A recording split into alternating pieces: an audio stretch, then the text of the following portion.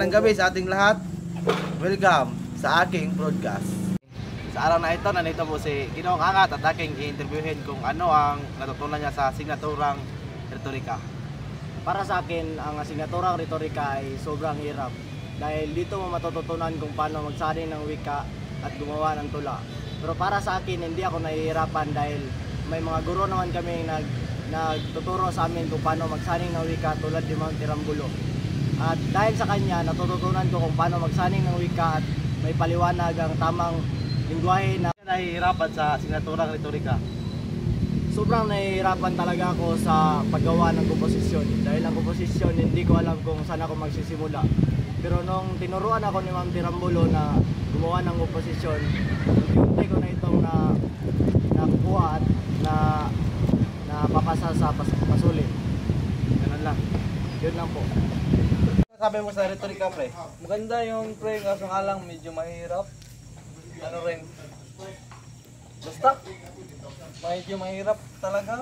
Buti na lang, magaling yung guro natin. Yan lang masasabi ko. Sabi, pre? Mahirap talaga, pero kung magpapadala ka sa hirap, wala ka masasagot. Pero kung mag-aaral ka naman ng mabuti, madali lang intindihin. Yan. At saka, mabuti rin ating guro. Mabuti magturo.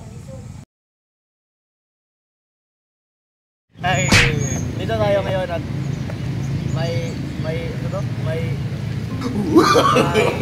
Malawang katanungan.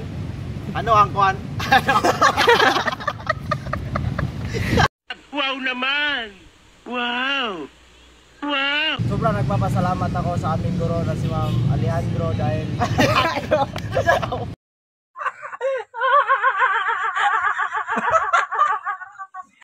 Action! Pre, nandiyan pala kayo. Ano nga ba? Ayaw, katawa lagi ba? Kita rin katawa! Kita rin katawa! Sabi mo sa retorika, pre? baba. Diyan si Kon ba? Bandi na dito daw. Si Si Kon ba, Tomas. Last night meron no.